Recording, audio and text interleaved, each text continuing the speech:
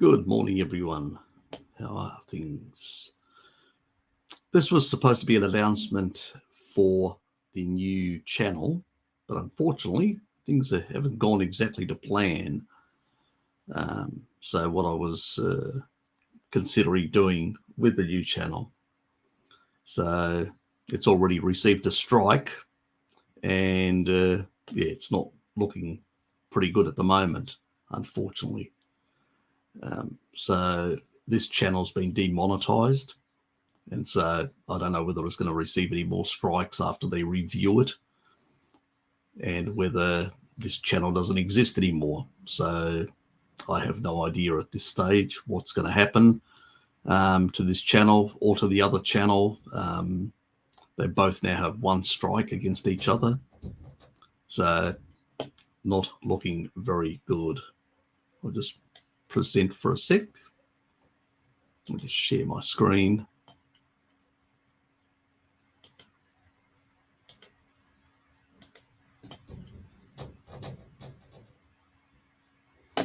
So that's my main channel, as you guys know. I've got a new featured channel called Harry Serpanos Opinions. After I received a demonetization on this channel for content, a lot of the small clips that I was doing.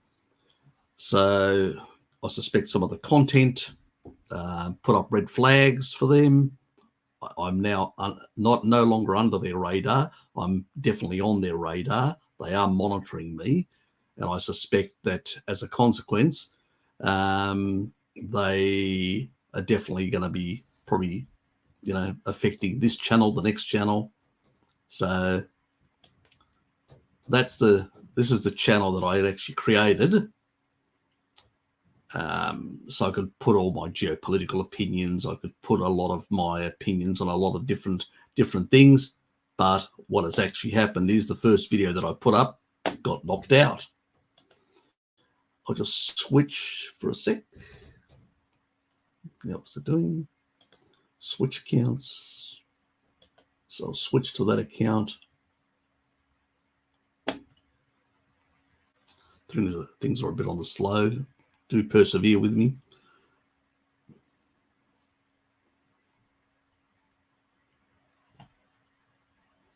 So the new one was, since this main channel has been demonetized, I've basically created this new channel to put all the controversial stuff. But even there, unrelenting. So we'll go into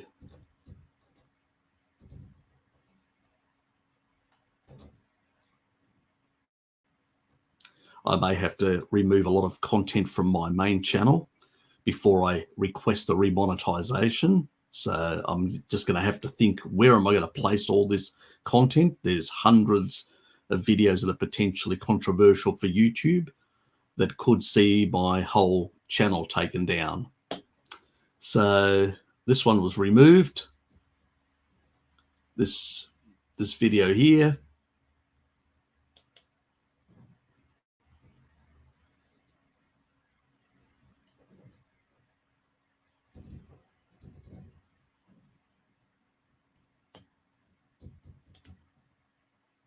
That was called WA Adverse Events from C19 Vax looks extremely bad. And it does.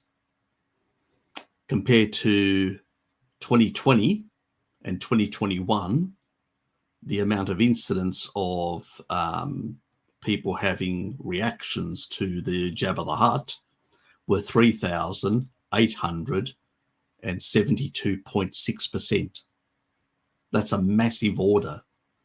And all I did was provide the actual data from the Western Australian government website, their PDF, and also the Australian Bureau of Statistics on the mortality on the data, and do comparisons and analysis of that data. Apparently, that went against community guidelines, and this video got taken down, removed completely.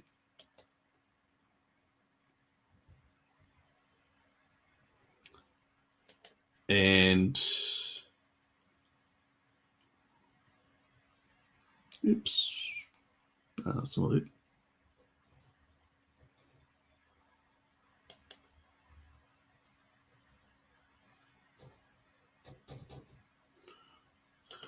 Now, where have they gone? Oh, they've shifted it. Oh, that's right. They go from there, then it gets shifted back to the dashboard.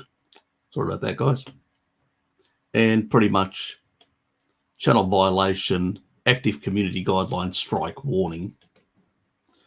And I'll just zoom in a bit.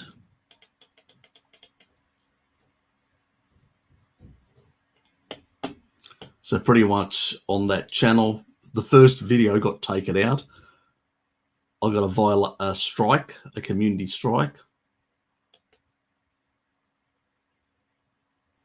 And pretty much by content, which was basically government information from the Australian government, and my analysis of it gets removed.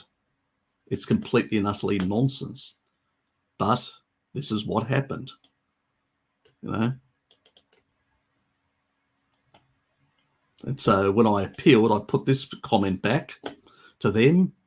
This is official Australian government data I'm showing. History will condemn you for hiding the truth. In terms of commercial law, as long as I am not breaking the law, you are denying me the right to conduct business on my channel. You know, I don't talk about freedom of speech. That's nonsense. They don't have to provide you with freedom of speech. But this is the way I put it. If I was operating out of a brick and mortar, the owner of the building could be sued for such conduct. In interfering in another's business. You may think you're above the law now, but in due time you will change. And the I should have put things will change. Oh, God, I was just basically so pissed off. The consequences for your company will be grave. Damaging any business is an offence in Australia. In time, the courts will view platforms like yours as a digital equivalent to a mall, and they will. I believe that. This is just because it's a platform, a digital platform, it is like a mall where people have shopping. You know, they may provide you with a free license for the rest of your life, you know, and they get that and they provide that because they advertise in your store, on your channel, and that's how they make their income. You don't pay rent. You know, there are some channels that basically do charge people to use their channel. So that's, everybody's got a different model. But in the end of the day, you know, what you're providing is a facility for somebody to do business, to conduct business, you know, and it could be non-profit business, it could be business, whatever it is, it's irrelevant.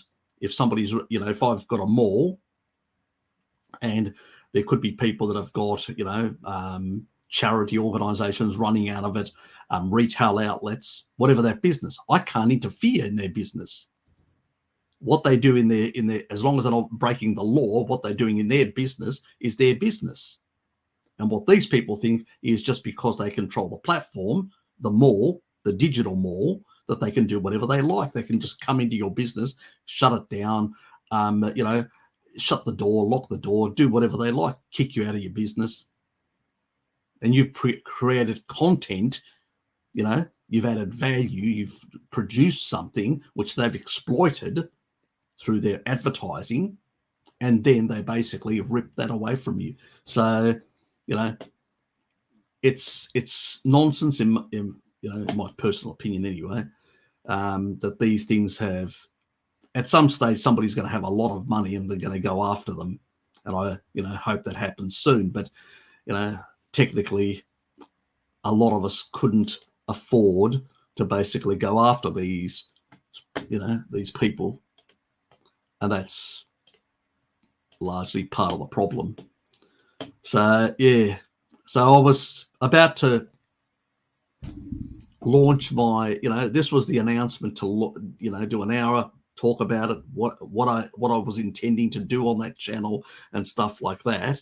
and answer a few questions in regards to the future of my channel, my two channels, and what I intend for them. But unfortunately, what's happened is, they have really. I'm no longer under the radar.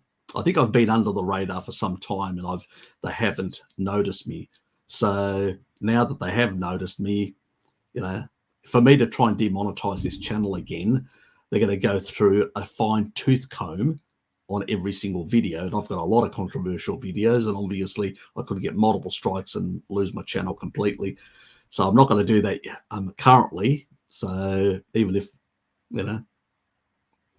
so what will happen is I'll have to look for a different platform that I can trust, and shift there, and just use this to redirect traffic towards that platform, because I can't see that I can do what I need to do or provide information for people that I want to provide on a platform that doesn't allow me to, that is so restrictive. Now I understand what other people are going through, where, luckily I do have an income outside. I've got a day job. It's the reason why I can't actually do as much content as other people, and and that I managed to do, well over approximately nearly 500 videos, well over them. I had to take a lot down recently, just to be on the safe side, and I've put a lot into like private, so they're not visible. Unfortunately, it's not something that I wanted to do. It's something that really annoys me, but I will have to basically go through a lot of that sort of stuff and work out what remains on this channel, a bit like what Bart did, and remove a lot of it and consider another platform for the rest, and then eventually just use this, as I said, to do my live streams and direct people to videos on my other platform. Whether I long-term stay on YouTube or I give completely leave potentially. If another platform I grow quite substantially and got a lot of followers, why bother with YouTube? Is my view. It's becoming so damn woke and so restrictive. It's very hard to do things.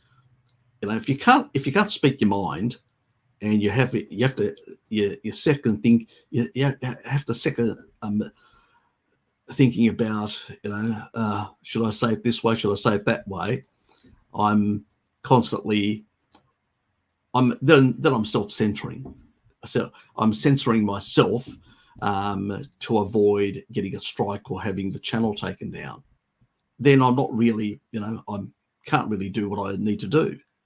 So yeah, so where I'll end up, I'm not sure yet. I know people are putting suggestions. I do know about Rumble. I do know I do have a Rumble account. I do have an Odyssey account. I don't have a BitChute account.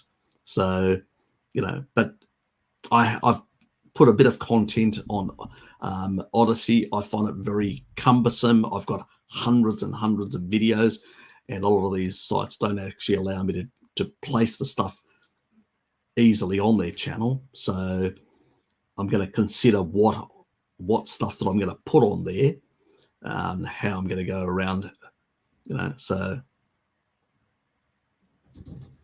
Oh yeah. Well, Twitter's been, Scotty's just saying Twitter. Yeah, look, actually, I am actually seriously thinking about my Twitter channel. My Twitter channel had been banned in the past, so it's been reactivated. So I've got it back. I've got my Twitter channel back again, which is good. So I was one of those people that pretty much got a lot of strikes on Twitter. So on a number of these other channels, I got a lot of restrictions. Even on my Facebook one, I had to go private to restrict it from being public. So, and then I got rid of that channel altogether. It was a waste of time. So all I've got now is just my my family one, and just share stuff for family and friends. It's annoying that social media is becoming so authoritarian, so restrictive, and very hard to do anything. It's a pain in the ass, to say the least. So yeah, it's annoying, and I'm definitely not happy about the situation. I know what Bart would have gone through, because when his channel was attacked by the YouTubia mafia, censorship, they don't care. Pretty much they don't care. They're $1 trillion company, Google. They can do whatever they like. They seem to think that they're gods, that they are above everyone else, and that's the problem. And the problem is 99% of their clients, the general public, that have got no idea about any of this and don't really care. It's pretty much irrelevant to them. As long as they're reading their kibble, being told what to do, they're pretty much happy with life. What do they say? Ignorance is bliss. But I know Scotty said YouTube is bleeding money. Well, they are, in a sense. Well, most of these companies are not really making money. Even the new AI companies that have come out now, it's the new thing for productivity, the fourth industrial revolution, robotics. Well, we've had robotics. This is second generation sort of robotics on steroids plus AI combination. Yes, it will provide a lot of productivity, but at the end of the day, you still need energy. Cheap energy still is required to build these things and to power them as well. So with their windmills and solar farms, they're not going to achieve that. So this is the whole thing of their deleveraging. In 2008 is when the so-called global financial crisis, it actually was the beginning of a Great Depression. That's what it was. 1929 and 2008 were the same thing. They just hid it. How did they hide it?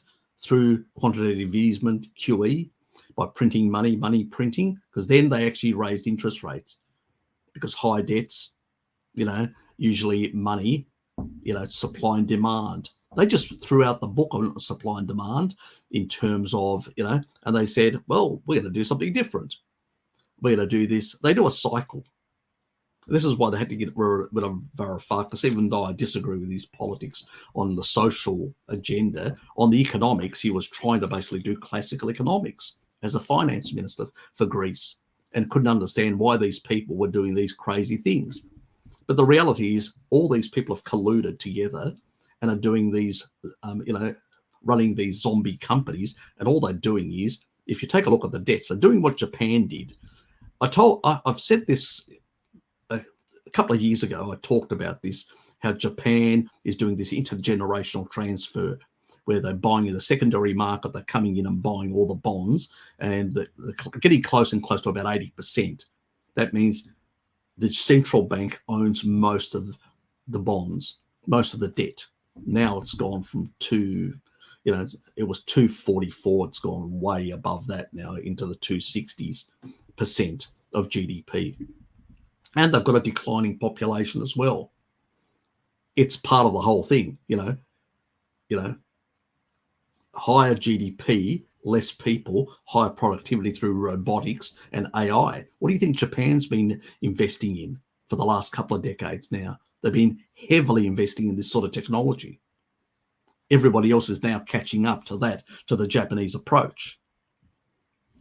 So you're not creating really. What you're doing is, and they do these 3.5 year cycles, 3.5, 4 years sometimes, these cycles where they raise interest rates and then lower them, because the reason they have to do that in the US and in places like Europe is because most of the bonds are owned by foreigners.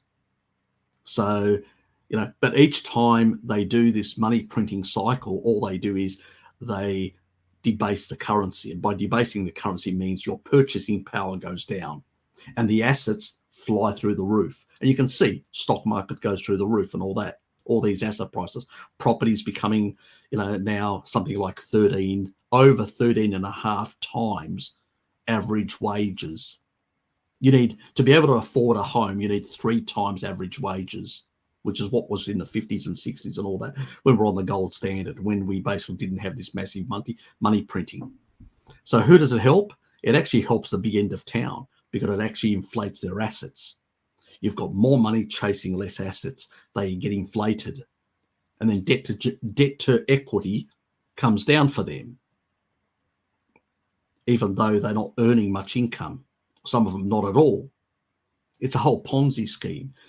And this is the whole thing, to reset and save the mega rich. They don't want to basically have to jump out of skyscrapers like they did in 1929. What they're trying to do is basically this slow deleverage. And each time they come down, they clean out the middle class, they clean out the smaller businesses and the smaller banks and all that. They wipe them out.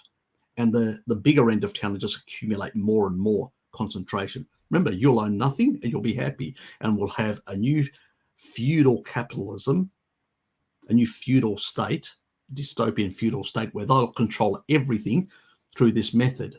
They don't want to, if we had politicians that worked for us, that nationalize the banks and let them collapse, these people with their big Ponzi schemes, but they don't. They're protecting them. And that's the whole purpose. And this is why all these organizations are just basically running these scams. It's a scam on the rest of the public. And we're being basically screwed to oblivion in terms of our, purchasing power, and our living standards are collapsing. They're destroying the last remnants of the middle class to save these oligarchs like Larry Finn from BlackRock and people like that. That's what they're doing. These are the same people that control most of Google's stocks now, and most of, these funds control most of that, and they're putting the ESG, guidelines and all that sort of stuff, the nonsense that you see with Bud Light and all that. These are the people that are driving it. And their agenda is, this transhuman agenda. Remember what Elon Musk told you about Larry. What did he say? Are you a speciesist, Elon? These people think they can become little demigods with their AIs. And, get uploaded. Ridiculous, but, these are the sort of crazy things that go through. See, that's what happens when people have too much money and too much, not enough time. Because time for them is the most valuable commodity. That's what they're trying to gain through these sort of things, and also to survive at the top of the pile. And by divide and rule the population with bullshit and all that, all this, the gender stuff and whatever else, it's all about a smokescreen to just have the populace fighting amongst themselves and squabbling, with lunacy, just absolute lunacy, while these guys basically are resetting the system and trying to basically manage this collapse, because that's what it is. It's a managed collapse. The rest of us don't realize that. We realize it because inflation keeps on going up and we've got less purchasing power every single time. So that's the biggest problem with our system. It's the way it's operating. And they know that the only way to basically prevent people looking under the hood and realizing what this nonsense is happening is pretty much by keeping us in the dark. It's gladiatorial games again, social media, gladiatorial games. So the propagandists, the gladiatorial games, the reality shows, all that nonsense is all part of keep the masses, focused on other things. It's the same thing, towards the end of the Western Roman empires that was collapsing, what did we find? They venerated cooks. Men would cross-dress. People were doing bizarre things. People were prostituting their daughters or their wives. OnlyFans is the modern equivalent. So we've got this complete and utter degeneracy that is taking place. This is not the first time it's happened. This is what happens. What did the Eastern Roman Empire do? The Byzantium, the Orthodox. They brought back a moral compass to society. And that's what saved that society and allowed that empire to exist for more than 1,000 years, 1,123, if I'm not wrong. And in the end, it was the infighting amongst the elites again that actually causes the sort of the collapse for them, the loss, where they, and also, you know, bringing in others to do some of their dirty work and relinquishing their responsibilities for their own country. When you surrender your country, your society to these people, what you end up is a collapse. What you end up is a disaster. It's up to us to wake up to ourselves, get out there and inform people and tell them that we need to change course. Do it subtly, in a subtle way. Get them thinking about things. Point out the obvious inconsistencies of narratives. And hopefully they can start thinking for themselves. You can't force them, because remember, these people are brainwashed, heavily brainwashed. So the only way is to show the inconsistencies. And then it's no different than we were brainwashed in the past. And we started noticing, because, you know, a lot of us tend to be more maverick-like. We think outside the box more than others. We're less sheepish. But even we, to some extent, were brainwashed. We took things for granted as given truths of our society. And then we started seeing more and more inconsistencies and we started questioning the narratives. That's the difference. That is the only way to successfully get people out of the so-called matrix, as some people call it. You know, this sort of mass delusion that people have about a lot of things. The only way you can wake them up is with facts. You know, check this out. What do you think they went after my channel, the new channel? Because I was showing facts. I wasn't showing any lies. I wasn't making any claims. I was showing actual government information. Now, you won't get the eastern states of Australia providing you that information. And we're talking about, you know, the amount of people that had these sort of incidents was nearly 11,000 people, 10,726 for 2021. And even in the summer months, more people were, you know, when you think, you know, respiratory infections, most people have mortality in the winter months. And that's what the previous year showed. And I show that data. And now in summer, you've got people like 3 times or more people, you know, dying, mortality. We know that C19 causes immunosenescence and damage to the immune system, and makes things worse the more Jabba the Hutts you do. So that's the sort of stuff I was providing, that evidence. But immediately, you know, obviously that was too controversial for them, so they took it down. They removed it. So, you know, that's the biggest problem. I'll put a link for that video. I'll upload it to my Drive channel, to my Drive, and then I'll put a link in. I'll pin a comment, and I'll provide people the ability to go and see it. You know, so at least you'll get to see exactly what it's all about. What they took it down, what they gave a strike for that. That's the only way I can get the information out, through that. And then you can share that around. I'm going to try and upload it on Twitter, so get that on there and stuff like that. So I'm going to try and circulate it in other ways now to get it out there, that information. They are suppressing that information, and it's official government information from Western Australia. The state of Western Australia, that is. It's the biggest state in Australia. You know, anybody that probably doesn't have a very good geographic mind, it's Perth is the capital of Western Australia. You know, so it's a big state. And, we need to get this information out because there's a lot of people that are completely ignorant of these facts. And so by showing this to and it's only about 28 minutes long, showing it to people, they can actually see and then go, oh, aha. And that would be equivalent now for the people that have had incidents from Jabba the Hutt. It'd be the equivalent to, in Australia, to well over, if, it's that amount. And we're talking about going from 270 in 2020 from all different faxes to all the way up to 3,000 to 10,726, which is 3,872, I think, 0.6% from memory.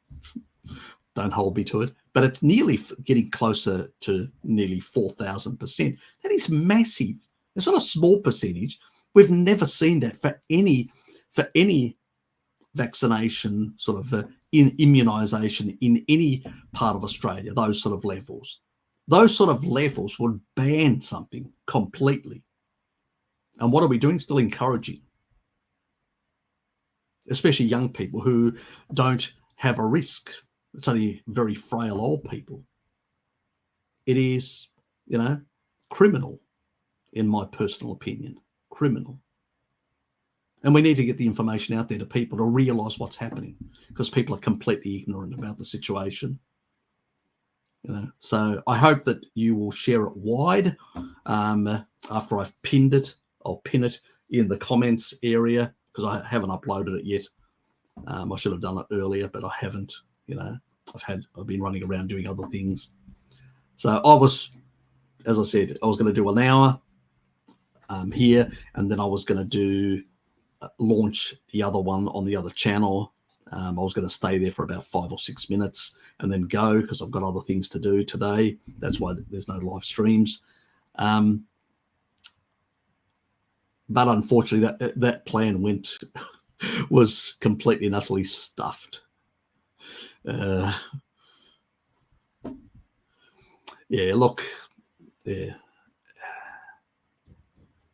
organisations don't really care about people's health. They don't care about people's lives, their living standards, their struggles. They don't care. These people just think the rest of us are just dirt beneath their shoes. That's the sort of thinking that they don't care whatsoever. It is us, unfortunately, that have given them far too much power due to our ignorance of these facts, and that's why they've been able to, run shotgun over us in such a way for so long and do whatever they like. Now in Australia, the left again. I mean, the left is worse than the old right. The old right was pro-business and only pro-business, and now the left is more pro-business than the right. It's ridiculous. I mean, the current treasurer in Australia, Chalmers, he basically wants to change certain rules and give complete control over our central bank to the bankers here. That means remove completely the role of Treasury over monetary policy, completely hand it over to them. A bit like what happened under Woodrow Wilson in America, who handed over the Fed to the bankers. And the two key shareholders to this day are JP Morgan and Citibank. They control your money supply in America, not the government. It was handed over to these two corporates and some other shareholders of some other banks. Most people are completely unaware of that. That is why they buy all the mortgage-backed securities, and they buy all these, the junk out of all these banks. They buy them out. They don't buy them out of the small ones. You noticed? It's always the big end of town, the ones that control the central bank. Because remember, you'll own nothing and you'll be happy, because everybody else will be sucked up by these few people, these elites, who will suck up everything, all the wealth and all the assets in the society. That's their plan. That's the way for them to reset the system and not lose out like they did in 1929. Because what happens is, this is how capitalism works. No system is perfect. Absolutely not. I'm a free marketeer. I believe in the free markets to set pricing, because I don't believe humans can set it honestly. The market will always set prices properly. What we have now is monopoly capitalism. That means we're squeezing out the small people that can compete and making them unable to access any money or to be able to invest in the economy. We've created all these Ponzi schemes. We've created this, very corrupt society. Even Farage, that British politician who organised the Brexit, he's had all his bank accounts frozen. He can't even get a bank account in the UK. It's crazy. If you don't comply, you talk about China and social credit. It's already started in the West. We've already got social credit. If you don't comply, we'll close down your bank accounts. You can starve on the street. This is the problem. What's happening? Most people are completely blasé about it. They've got no idea what's happening. But that's, these are the sort of things that are happening around. Now, I may not agree with Farage on everything, because I have different political views. I'm more centrist. He's more, right wing compared to me. I'm more eclectic. I believe that there's a very different way, because I don't believe any system's perfect. I'm basically I don't even believe in a Republican model. I believe in a sort of a democratic republic, in a sort of a very direct democracy with a Republican legislator sort of controlled directly by the populace, but with constitutional protections. So it's a very different model that I sort of believe in. Probably the only country that's probably closest to that to some extent is Switzerland. That's probably the country that's closest to that model that I'm talking about. But definitely, I don't believe in, I'm not capitalism is great or this is great or that. No. All systems are basically flawed fundamentally because they're human creations, and capitalism won't exist forever. The markets will always exist because you still need some sort of form of exchange, some environment of exchange. So that's always going to, whether it does transform and change in some way. Now, I know I'm going into philosophical questions about these sort of things, and some of you guys that may be going a bit over your heads. But what we need to understand is that our society is not that perfect. Capitalism, for instance, will go through these cycles of debt, boom, bust, and different. And each time they reset it with more cash in the system. That's how they basically are able to reinflate assets and keep the system going. You get to a certain level eventually where it just becomes unsustainable. That was 2008 when we got to that point. But why did we have a Great Depression after? Well, you go out in Main Street, go out and see how many homeless people are and how bad it is out there. All they did was by lowering interest rates and flooding the market with a lot of money, cheap money, they were able to reinflate all these assets and keep the whole Ponzi scheme going. Because as long as you can actually provide new capital into the system, you can keep the whole thing going. You can keep inflating. Most of these companies don't even make an income. They don't make money. Their asset prices just keep on inflating. That's all that's happened because of the cheap money that's available. So, but at some point, and they've been able to mask it. See, in the past, you couldn't do this. Now, why can you do it now? 2 reasons: cheap energy and productivity through labor-saving devices. That's how they've been able to do it. So robotics, AI now, and these sort of systems, you didn't have that in the past. Productivity was about 1%. Now they can go to 2, 3, or 4%. They need to go to 4%. This is what the AI and the robotics are all about, for them to go to productivity of 4% and slowly over time to basically, manage the debts and reset the system through productivity. A bit like after the Second World War, the US had a debt to GDP of 240 odd percent And then by the 50s, mid 50s or whatever, it had very little debt. And you had this massive boom in the economy and growth. Where did that come from? Cheap energy. It's called hydrocarbons, fossil fuels. That's what brought about, you could actually pull out of the ground in Saudi Arabia or in the, in certain parts for $1 a barrel of oil, and pretty much for a couple of bucks, put it in somebody's tank, put it in to provide electricity, electrification, all these things. Massive amount of productivity came out of that, massive amount of wealth. So your debt to GDP, as your GDP or wealth grew, the debt in relation to that shrunk, and the ability to service that also became possible. That's how things changed. This is what they're trying to do now. They didn't want to lose everything.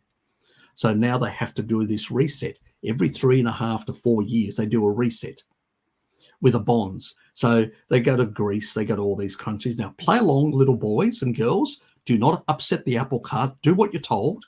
And we will basically renew your bonds at a lower interest rate. So you're paying less interest. We'll lock them in for a couple of years, and then we'll basically have to increase the interest rates again to flush out the middle class and all that, so that we can take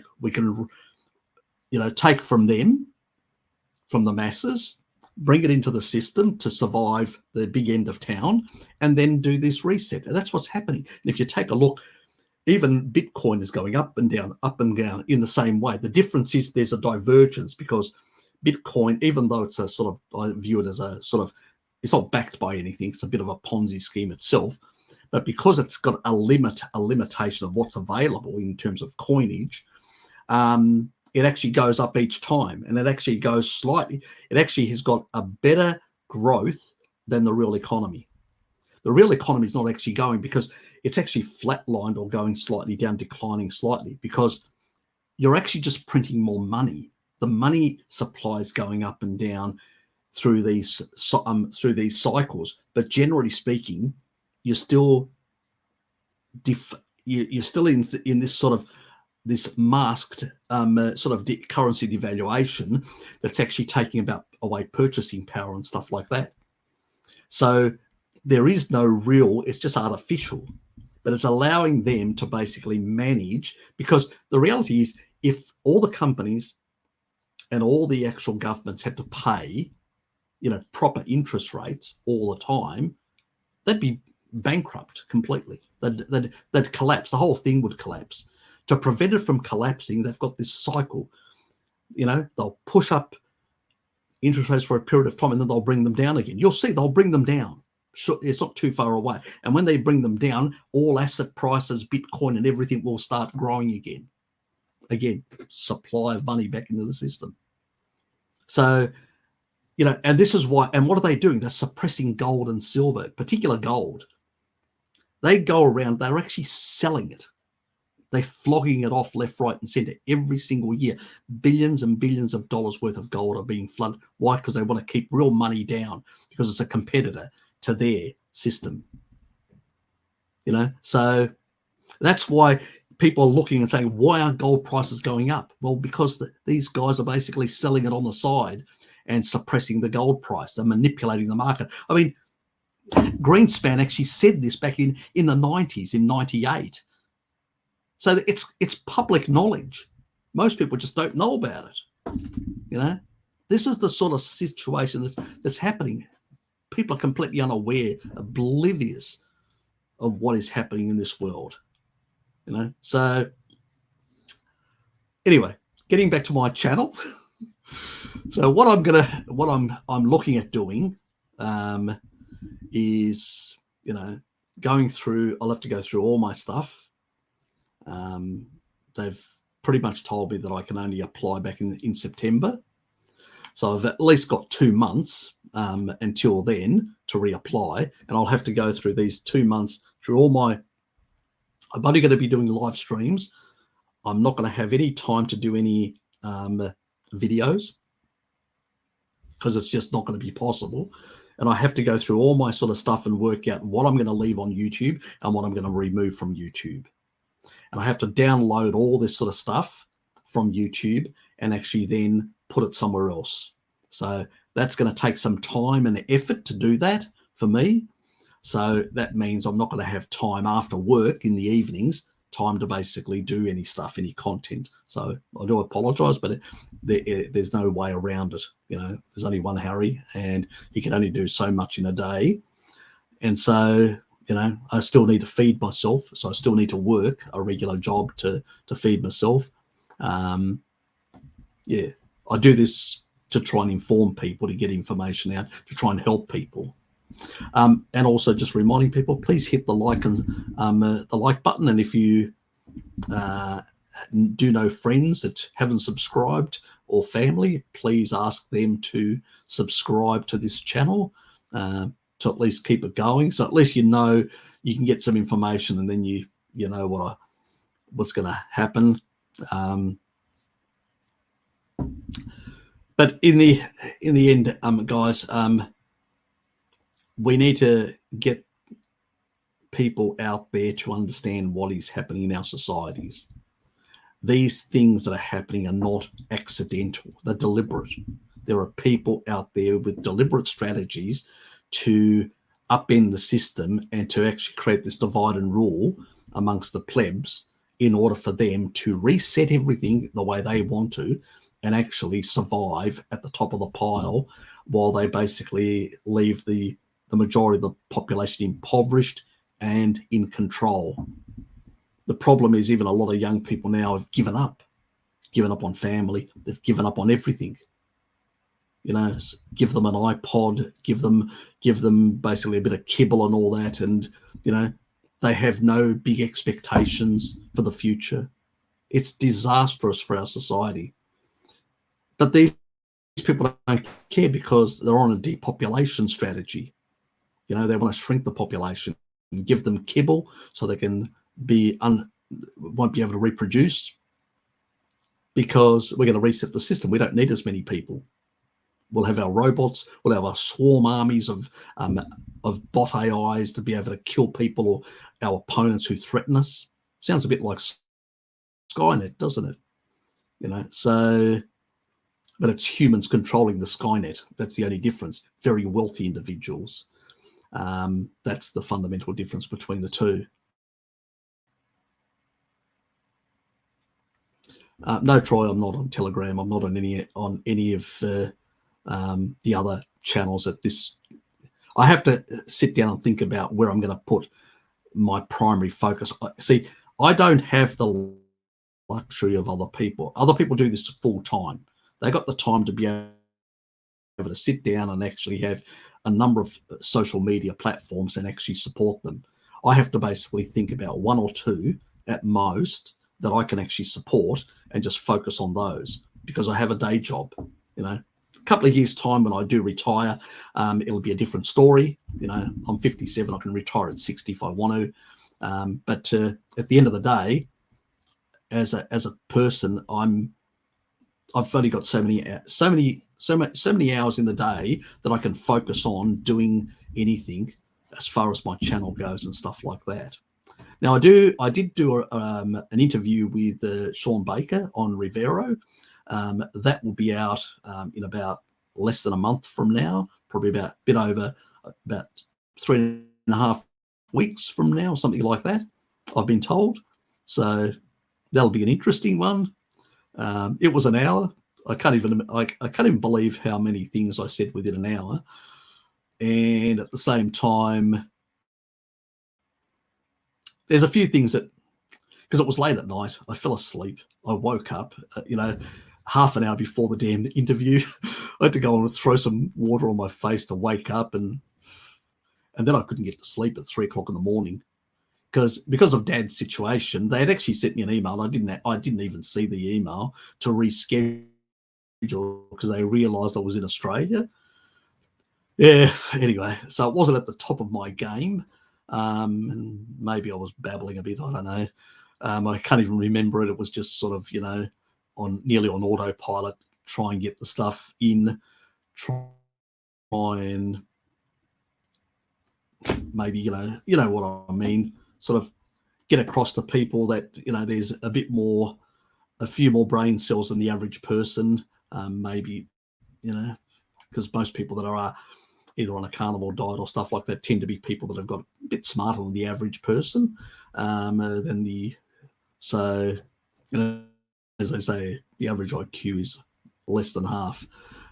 So unfortunately, most people out there are the types that are just watching little cats run around or stuff like that on those channels. And yeah, there's millions and millions of followers of those. But it doesn't mean that those people can't think either. They do have the capacity. Otherwise, they wouldn't be able to earn an income if they didn't have the capacity. But, you know, I do think that my subscribers are sort of the smarter end of the bell curve. They have to be able to understand a lot of this sort of stuff and get it. You know, but for me, I'm still thinking a lot about. I haven't made up my mind on a lot of things in terms of my channel content and the direction that I want to take it. I definitely do want to do more things that have to do with the politics and geopolitics and all that. I can't do it on this platform. That's impossible. I've realized that. I've given up on that idea. I need to go to different platforms for that. And there's a lot of things out there that need to be demystified, because the problem is you're given very limited choices about everything. So how to structure society or other things, you're given very limited choices. You're pretty much told either, you know, your choice is either this or that. And that's pretty much it. So it's either left or right, nothing else. And so there are other ways of doing things and other ways of organizing society, you know, and it's a sort of a balance between some elements which some people may characterize as left and some elements that may characterize, you know, because on the one hand, I view that you can actually make a more efficient, smaller government, but at the same time, doing more things, and that would be viewed left-wing by some people and the smaller government as right. And can you do it? Yes, with the current technology, you can do it. So there's a lot of things, and you can have more people in the productive economy, like in the 50s and 60s. What did that mean? That meant society worked better. And without money printing, it meant that people's money, that means your productivity, the productivity that comes from your labor, because you're educating yourself to be more productive, and the new technology that comes in means that you can do more things with less effort. That's productivity.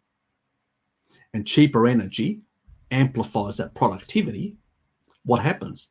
Things get cheaper. You've got more money because there's no money printing. Your wage doesn't even have to grow.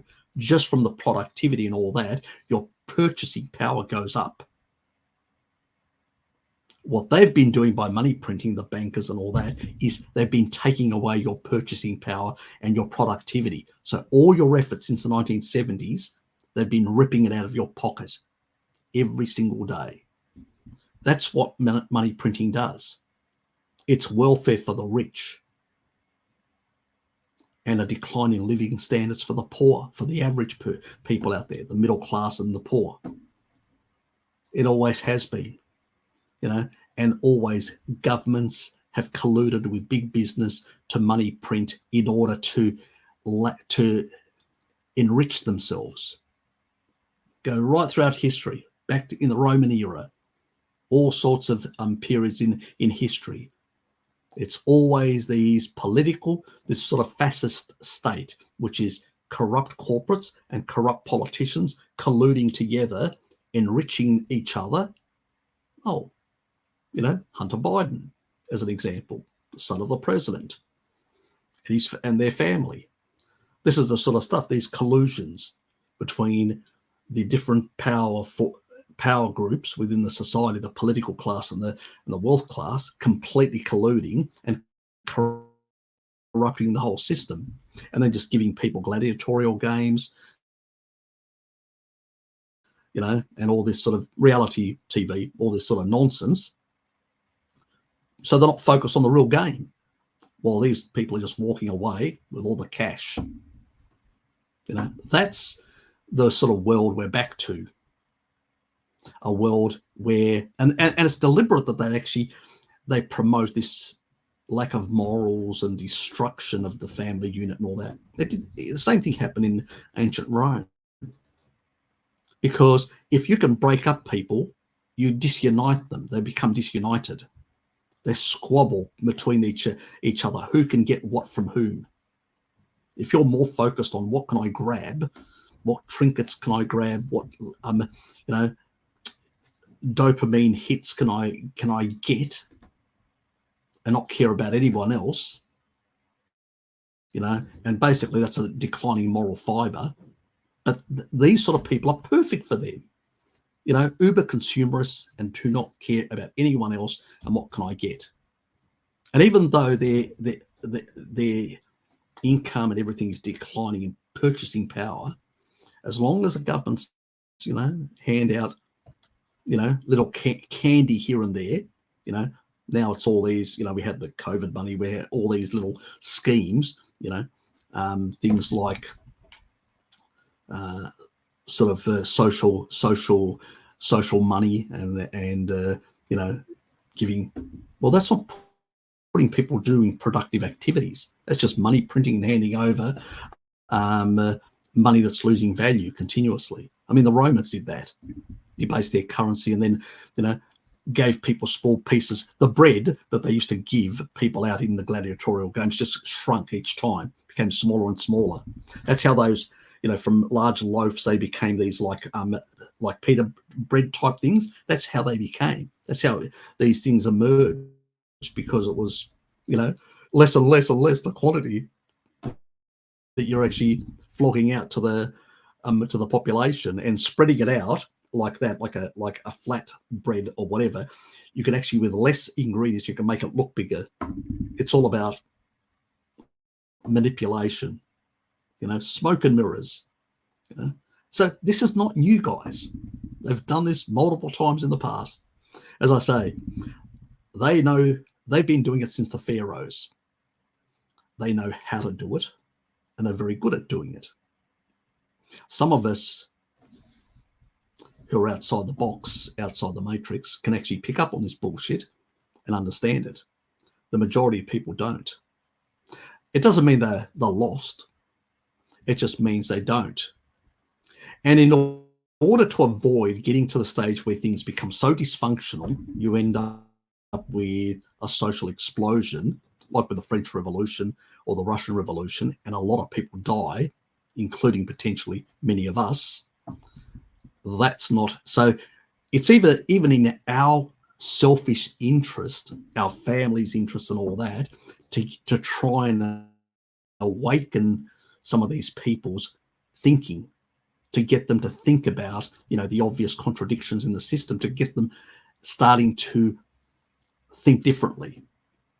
So it's even in our interest, So if you're not going to do it for them, do it for yourself. I don't care. Just get the message out, get them thinking about other things, get them able to move away from being controlled. Because once you do that, people are going to say, well, I think this is crap that's happening. These people are money printing so they can actually inflate their assets and basically make me poorer. You can actually change the system. You can nationalize the banks, because you can either do two things. You can either continue this until we all end up serfs in a new feudal system, or you can, the other approach is to allow it to go unhinged, like in the 1920s, in the late 1920s, and end up in a depression and collapse the whole thing. Or you can just do the old thing. You nationalize the banks, stabilize. You basically just, as a government, you say, we're gonna haircut everything. It's just, we're gonna sacrifice the ultra wealthy and reset the system. You can do it. Any society can do it, and it's the only way of doing it. There's other ways of doing it. In the US, they actually had a top marginal rate of 93% in tax. In Australia, 67%, because there was less debt. And that's how they got the top end, who benefited and profiteered through the good times, to rebalance the system. Because if you're going to take that money out, you need to tax it to take it out, because you've already printed it. You can't remove money very easily unless you tax it. And then as a government, you have to not spend it. You tax it heavily in order to get it out of the system, because you gave it to them in the first place. You money printed and gave the top end of town massive amounts so they could actually asset appreciate everything. So the only way is basically to reset that way, like they did back in the 1950s. It's the only way. We had the golden years of capitalism through that period where the middle class grew and 3 years of income could afford your home. You can't go back to that until you do a reset in favour of the people. Remember, this middle class president, Truman, understood that. It came from the Midwest. He wasn't some basically socialist. Remember, he was the one that actually launched the Cold War against the Soviet Union. But he understood that the top end of town had squeezed the life out of the system, had profiteered so heavily that there had to be a reset that doesn't collapse the system, but rebalances the system. You have to do it every 100 years, 80 to 100 years. The type of reset they're doing is one where they're going to suck everybody and reset it with a digital currency that they control. That's a different type. They create a feudal order. A reset where we do it this way, like Truman did, resets it in the favor of the majority of people. They still exist. The wealth class still exists, but they're not as wealthy as before. But it's reset, and everybody then can move into the middle classes again because they can have more of the pie, because there's only one pie. And the only way then for wealthy people to become wealthier slightly from their effort is not printing money, but through productivity, innovation, new products, like they did in the 50s and 60s. It got unhinged in the 70s due to the oil crisis, but that's nothing to do with the economy. The economy was going fine until the oil crisis. What we've got now is a green revolution that's actually causing the same problem. So we got bullshitted back then that it was because of the system the way it was. No, it's because they realized that they were getting smaller amount of the pie and they wanted more from the pie, not the middle class to have it.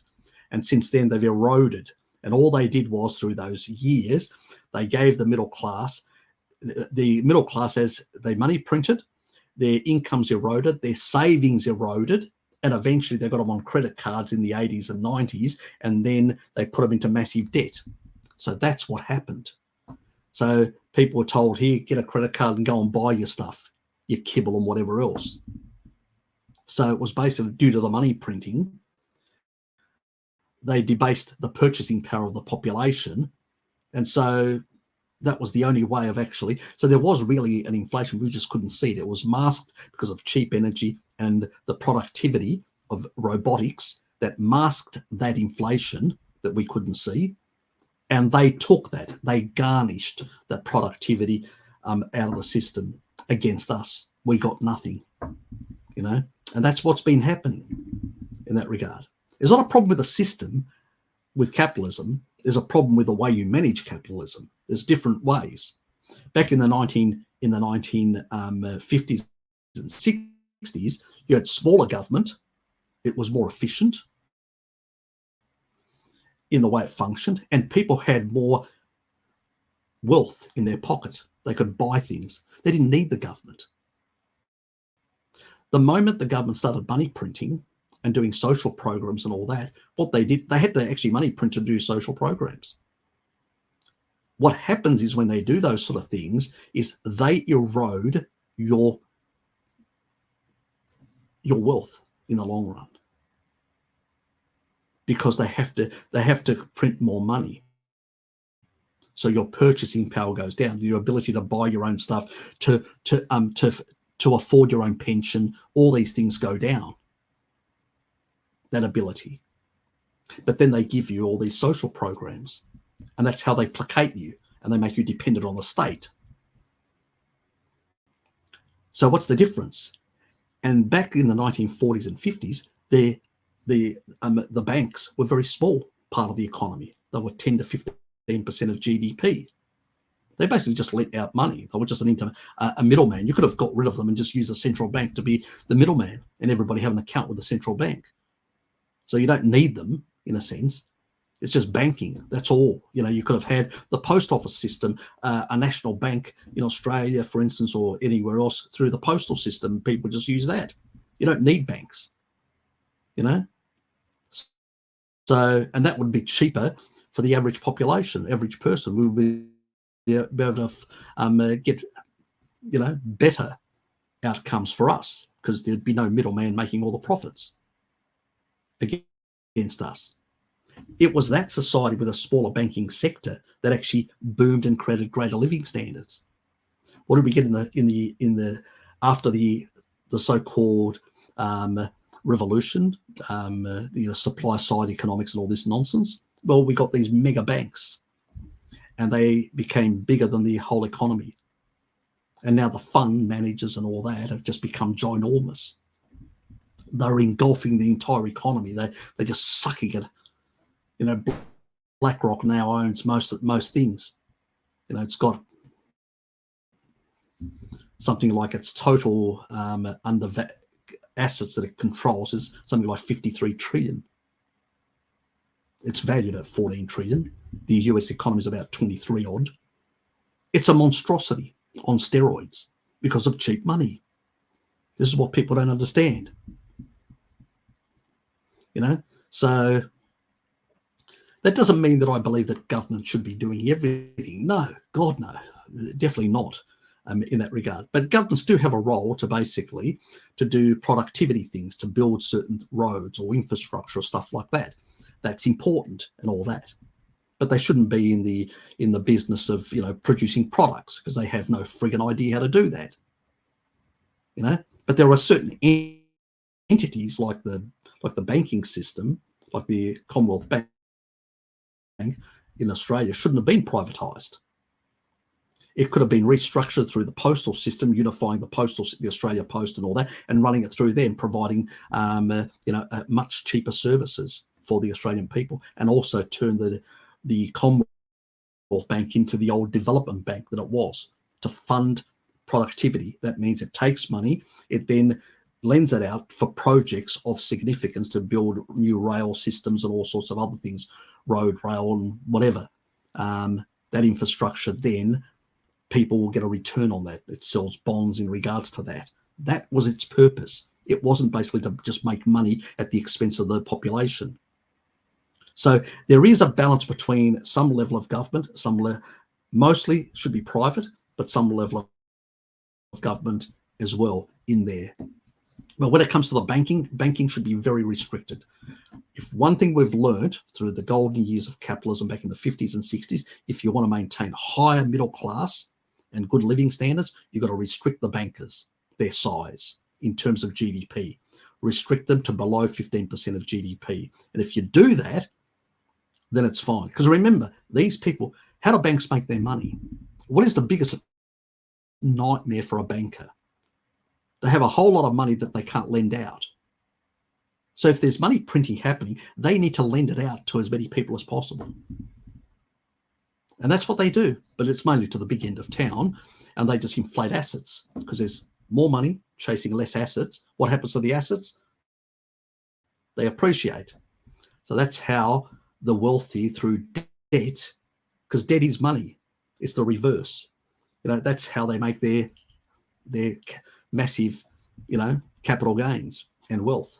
And then they take a loan out on their assets, and that's how they use to spend, so they don't pay any tax because they're not earning any income. It's a great scheme for them, a setup, but that's how they work. Anybody can do it, but should the system be like that? When you've got the way the system works at the moment, yeah, it is. It operates like that. That's the reality, and the 99% of the population have got no idea about that, and that's why they suffer. And they suffer with eroding living standards year in, year out.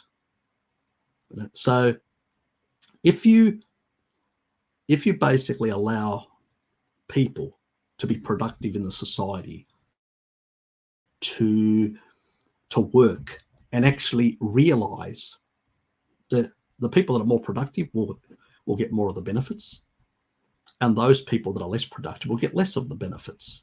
That's how it should work. That's true equality of opportunity. But when you've got money printing, it takes it away, because it means that these people that are born in wealth can just leverage off this money printing and appreciate assets so much out of the reach of anyone. You could work as hard as you like. Unless you come up with an invention that everybody wants, and not everyone can do that, like, Facebook or something like that takes off. Unless you can do that, very few people can do that. The majority of everyone else we're chasing our tail, and it's getting shorter and shorter and shorter because of the money printing. And that's the problem. And well, Bob says, but credit creation should not go to consumption. Unfortunately, the majority of credit creation has gone to that since the 80s. And that's, the Thatcher, Reagan revolution, so-called revolution. It wasn't. It was just basically how to make the bankers wealthier than everyone else and take them from 15% of GDP to 40% of GDP. And now they're over, with the fund managers and all that, they're well over 50% of GDP. And when you've got such a big financial sector, remember, debt for them is money. So they have to generate more and more debt in order to make an income. It's a never-ending, growing, expanding Ponzi scheme that doesn't create real wealth, tangible goods and services that actually are useful for people. It's just basically, a Ponzi scheme that keeps itself going. And now they've come to their end of that cycle, the 80 to 100-year cycle, and now they're trying to basically manage the collapse. That's what they're doing. Since 2008, they've been managing the collapse, guys. And that's why every year we see our living standards declining a bit and a bit more and a bit more and a bit more. And we're our backs are against the wall more and more. And we don't realize why that's happening. It's happening because of what they're doing. They are slowly resetting the system for themselves. And that's why they've told you. They haven't hidden it from you. They've told you, you will own nothing and you'll be happy. Because pretty much we don't want you owning a car, because that means you need cheap energy, and we don't have cheap energy. So we're taking all these things away to reduce the inflationary effect so we can continue money printing. Because if you're causing inflation because you want to drive around your car or eat beef, steak, that's costly, these things. So we need to remove these things out of the system because they have inflationary effects. We need to have you on kibble and walking 15 minutes. In that way, you're going to cause less inflation, and we will be able to money print more so we can actually do this reset. Got it? You're being used for them to survive. And that is why the veganism, all these things that are happening are all part of the same thing. How to manage this collapse. And you are paying for it in terms of having your life restricted, your movement restricted, your food restricted. All these things are part of the same scam. It's all the same thing. And that's how they're doing it. You can't do it any other way. Even for them, economics works in a certain mathematical way. You can't escape certain realities. You can bullshit the people out there, but you can't escape certain realities. They know it. And that is why it's a controlled collapse. And they need to basically restrict the purchasing of the plebs. Because if they can restrict the purchasing of the plebs, and you're doing it for the environment, remember, saving Mother Earth. No, you're saving the bankers. They came up with this scheme. They corrupted the science. They've corrupted the science everywhere, in every field. Climate, food, everywhere. They've corrupted it because they saw this coming, and they've been planning this, transition. You can see it. Certain groups, they've been these smart cities at 15 minutes. It's all part of the same stuff. They've been planning this future for a long time. They knew it was going to happen. They've been talking about this back in the 70s, about how do we basically get out of this sort of mess, these future things. They've been talking about this depopulation back in the 70s. All these things they've been talking about. This isn't new. They've been talking about it for even longer. If you go right back to Huxley and all these other characters that are part of these families, these elite families, they've been talking about it for well over 100 years. This has been planned for a long time. There's been a lot of players. Now, obviously, it's been changed and modified over time, and but that is exactly what's been happening. But most people are completely unaware of that reality. It's unfortunate, but that's the situation. Now, I've gone way over the amount of time I was going to be on here because I do have to do other things. So I'm going to say thank you for appearing. Thank you for your support. Please get as much of this sort of messages out there. Please share this live stream with your friends, your family. So maybe it will influence them, or make them start thinking about things, So sorry I couldn't answer people's questions. I know people left a few questions and all that. I just didn't have the time to focus on this, was to talk about what's happening, where I'm going, yep, I will, mate. I will. I definitely will keep going. I'm not giving up. It may be on a different sort of platform, a different sort of place, but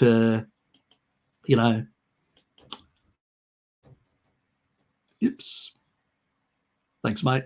Yes. Now that I'm sort of demonetized, I might as well tell the master plan of the master elites, what they're really thinking about. G'day, Susie. So, I feel less shackled, and actually probably haven't explained it this well. I've given you little bits and pieces in the past. Now I've just given you a whole outline of how it happened, why it happened, and how they did it. So now you're more aware of exactly how the system works, where in the past you probably had little bits and pieces here and there. So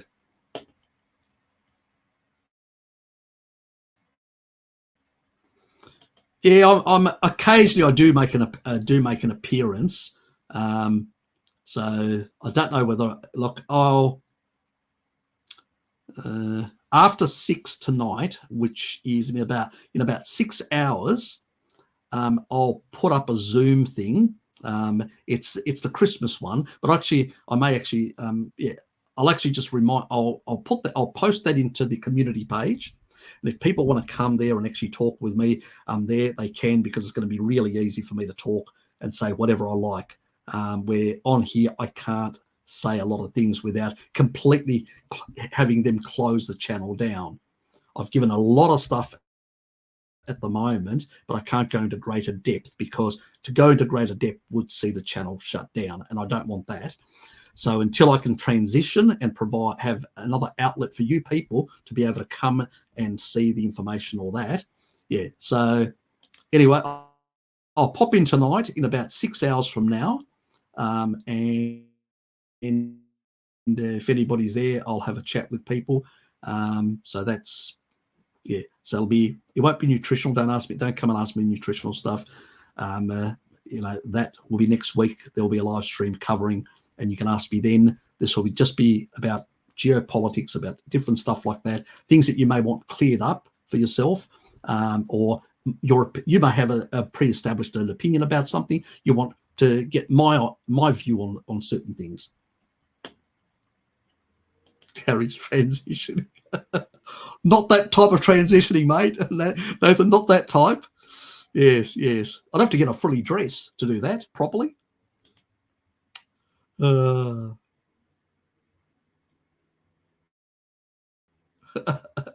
Exactly. Anyway, guys, thanks for being here, everyone. Thank you a lot. I appreciate your support and your love. Take care. Look after your families and yourselves.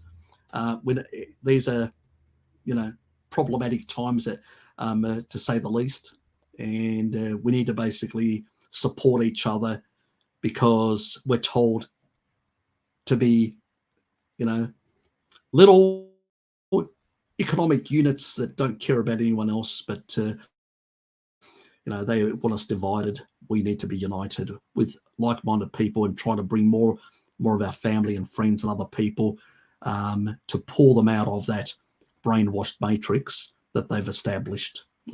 Anyway, take care. See you guys.